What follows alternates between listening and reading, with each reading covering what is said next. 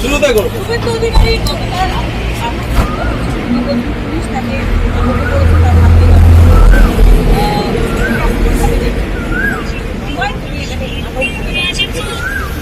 দেখুন, আমার সাথেও তো হয়েছে। পুলিশের আচরণ আমি অনেক সময় দেখেছি। যখন আমাদেরকে আটকানো হয়, আমাদেরকে যেতে দেওয়া হয়নি, বা আমাকে যখন অ্যারেস্ট করেছিল পুলিশ কেমন টেনে হিঁচড়ে পুলিশ আমাকে পিছন ভেঙে তুলেছিল।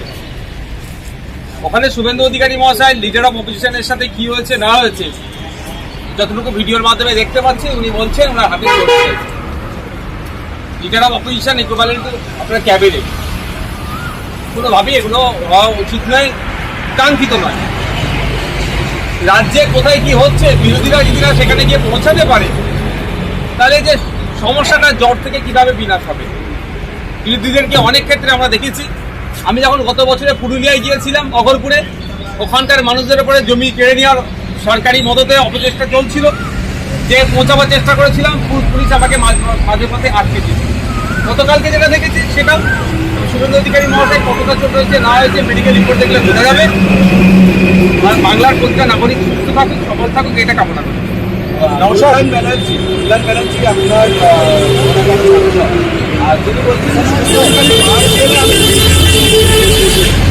কল্যাণবাবুরা রাজনৈতিক কথা বলবে, এসি রুমে বসে এই ধরনের মানুষকে উত্তেজিত যাতে হয়েছে উত্তেজনামূলক কথা বলবে। কল্যাণবাবু আর নিজে এসে মারতে যাক, তাহলে দেখবো। এই বলে তো সাধারণ পাবলিকের মধ্যে ইম্প্যাক্ট পড়ছে। সাধারণ মানুষ পাবলিক মারামারিতে জড়িয়ে পড়ে, তাহলে এর ড্রাইভার কি কল্যাণবাবু নেবে? ঠিক বেশ কয়েকদিন ধরে শুভেন্দুবাবু যেভাবে একটা নির্দিষ্ট ধর্মকে দেখে দিচ্ছে, মানুষের বিভেদ তৈরি হয়ে যাক, এই ধরনের কথা বলছে, কল্যাণবাবু এই পথের প্রতি করছে। কোনোভাবেই জনপ্রতিনিধিদের মুখে এগুলো আমরা কাম্য করি না। আমরা পাবলিক রিপ্রেজেন্টেটিভ। আমাদের শব্দ চয়নের ক্ষেত্রে আমাদের বাক্য কোন ভাষায় কথা বলছি, কতটা কথা বলতে হবে, এগুলো আমাদেরকে ভেবে চিন্তে বলা দরকার, বুঝে শুনে বলা দরকার। সাংসদ অভিষেক বন্দ্যোপাধ্যায় গতকাল ঘনিষ্ঠ মহলে দিল্লিতে জানিয়েছে যে কোনো রকম বিভাজন নয় নেত্রীর সঙ্গে, এবং তিনি বেইমান নয়। মমতা বন্দ্যোপাধ্যায় অভিষেক বন্দ্যোপাধ্যায় আমরা দেখেছিলাম সংবাদ মাধ্যমে যে একটা আড়াআড়ি বিভাজন তৈরি হয়েছে। সেই জায়গাতে তো অভিষেক বন্দ্যোপাধ্যায় শেষ পর্যন্ত তারা একই জায়গায় রয়েছেন। তারা এক থাকবেন কি বিভেদ করবেন, বিভাজন হবেন, তাদের সেটা রাজনৈতিক অবস্থান। আমরা শুরুতে বলছি, এখনো বলছি, এই অভিষেক ব্যানার্জি মমতা ব্যানার্জির লড়াইটা আমার মনে হয়েছে একটা নাটক, একটা প্রোপাগান্ডা চালানো হচ্ছে। এটা নিয়ে মানুষ ব্যস্ত থাকবে। এই অভিষেক ব্যানার্জির পিসি মমতা ব্যানার্জি মহাশয় ক্ষমতায় আসার আগে যে অঙ্গীকারগুলো করেছিলেন সেগুলো পূরণ করতে ব্যর্থ হয়েছে। এই যে না চর্চা হয়ে শুভেন্দু ভাই আপনার অভিষেক ব্যানার্জি মমতা ব্যানার্জির লড়াই চলছে, এই নিয়ে যাতে মানুষ বেশি চর্চা করে, এই নাটক বলে মনে করছে। ও ভোটার ধরতে বা তৃণমূল কংগ্রেস ফিজিক্যাল ভেরিফিকেশন করবে বাড়ি বাড়ি দিয়ে। এমনকি বিহারে যে নির্বাচন হবে সেখানে বিরোধী দলগুলো যদি এই বিষয়গুলো পরামর্শ চায় তাহলে তারা দেবে বলছেন অভিষেক বন্দ্যোপাধ্যায়। দেখুন, কিছু একটা ইস্যু জাগিয়ে রাখতে হবে এদেরকে। মূল সাবজেক্ট থেকে এরা দূরে সরে যাচ্ছে। এদেরকে প্রশ্ন করা হচ্ছে সরকারি হসপিটালগুলোতে ডক্টর নেই, নার্স নেই, ইকুইপমেন্ট নাই, ইনস্ট্রুমেন্ট নাই কেন? এর উত্তর নাই। এদেরকে প্রশ্ন করা হচ্ছে স্কুলের টিচার নাই কেন, শিক্ষা কর্মী নাই কেন, স্কুল এত বন্ধ হতে চলেছে কেন? কোনো উত্তর নাই। মানুষের রুজি রুটি কমে যাচ্ছে কেন? মানুষ পরিবার কিছু খরচ বাড়ছে না কেন, বাড়াতে পারছে না কেন? এর কোনো উত্তর নাই। তারপরে মানুষকে কিছুটা করে মেতিয়ে রাখতে হবে। এই যে নামগুলো ইনক্লুড হয়েছে ভোটার লিস্টে, কারা করেছে? Booth level officer. এই বুথ লেভেল অফিসারগুলো কারা ছিল? এই শাসক দলের। এবং সেই নামগুলো ঠিকঠাক ইনক্লুড করছে কি করছে না তার জন্য বুথ লেভেল এজেন্টও ছিল। দুর্ভাগ্যের বিষয়, আমরা যখন এজেন্ট দিতে চেয়েছিলাম আমাদেরকে মারধর করে তাড়িয়ে দিয়েছিল। ঠিক ভোটের সময় এজেন্টকে যেভাবে তাড়িয়ে দেয়। ফলে এখানে যা দুর্নীতি হয়েছে, যদি কিছু দুর্নীতি হয়ে থাকে বা যতটা হয়েছে, সমস্ত দায়ভারের অধিকাংশ দায়ভার তৃণমূলের কাছে যাবে। কারণ বুথ লেভেল এজেন্ট তৃণমূল বিরোধীদেরকে দিতে দেয়নি।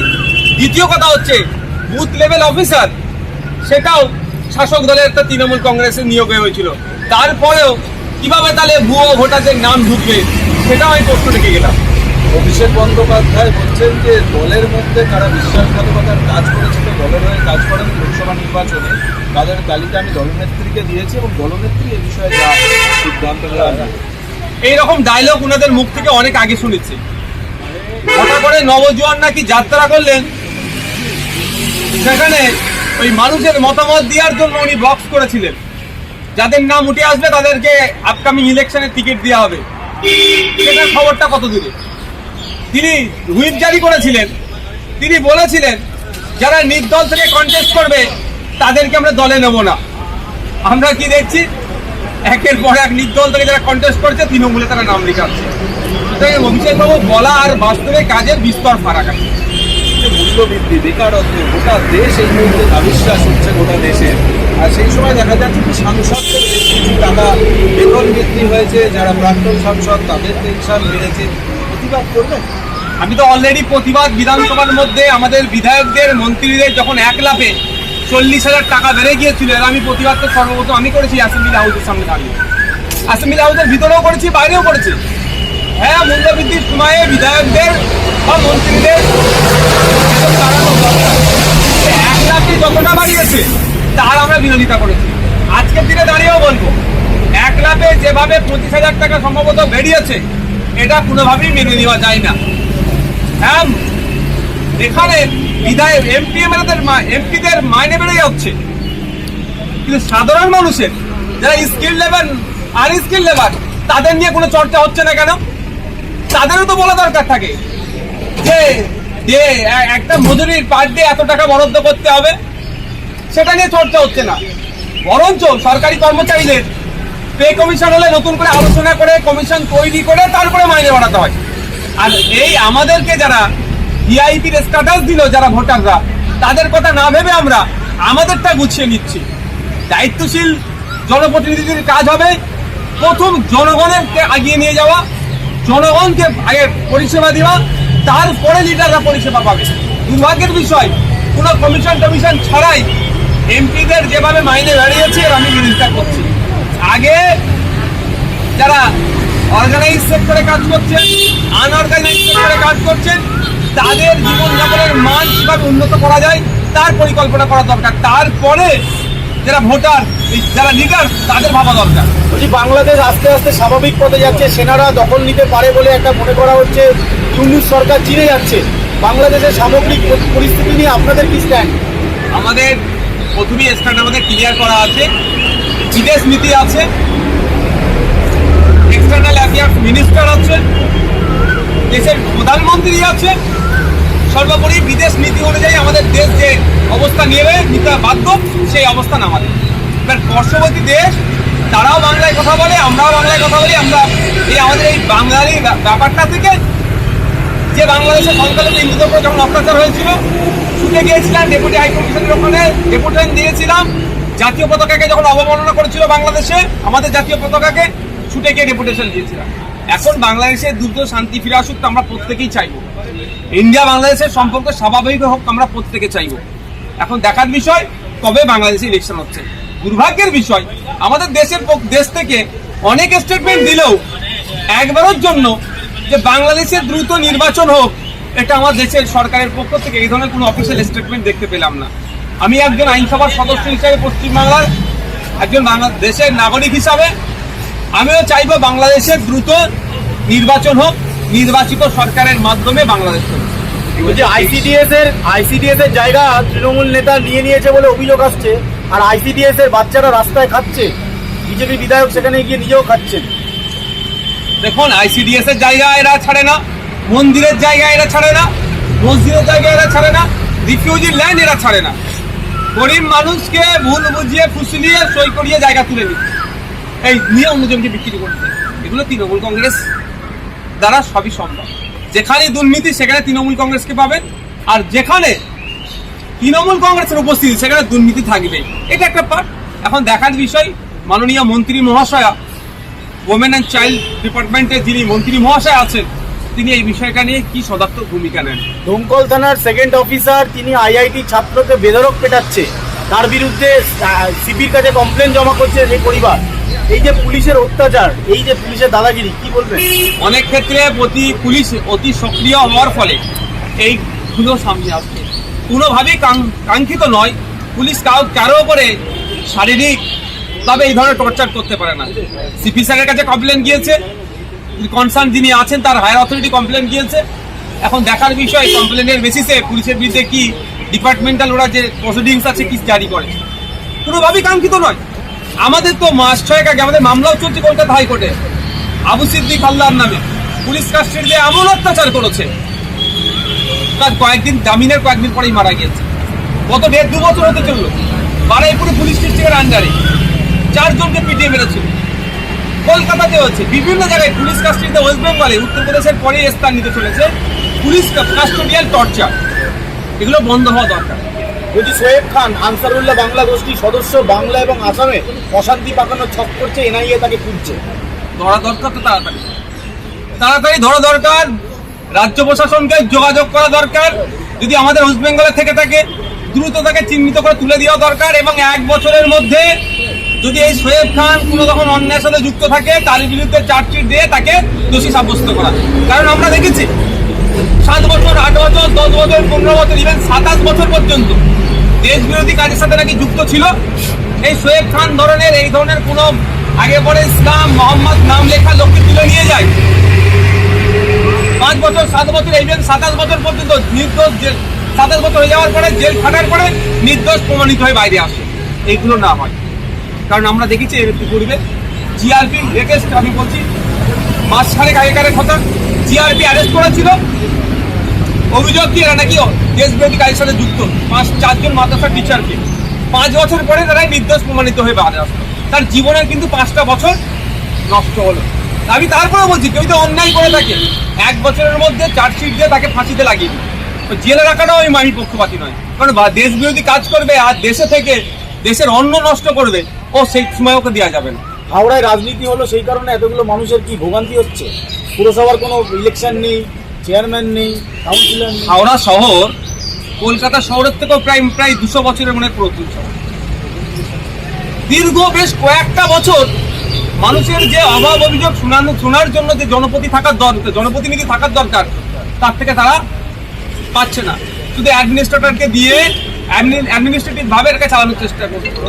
এই দুরাবস্থা একদিকে যেমন আছে, তাদের জনপ্রতিনিধি নাই এক যেমন আছে, দ্বিতীয় হচ্ছে যে ওয়েস্টেজ ম্যানেজমেন্টের যে ডিপার্টমেন্ট আছে সম্পূর্ণরূপে ব্যর্থ। এই দুর্ভোগ তাদেরকে সহ্য করতে হচ্ছে এই সরকারের জন্য, প্রশাসনের জন্য।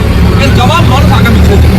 বলছি রোহিঙ্গারা বাংলায় ঢুকছে, কিন্তু বাংলায় মতুয়া, নবসূত্র এদের নাম ভোট থেকে বাদ যাচ্ছে, অভিযোগ করছেন বিরোধী দলের। দেখো, বিরোধী দলনেতা অনেক কিছু অভিযোগ করতে পারে,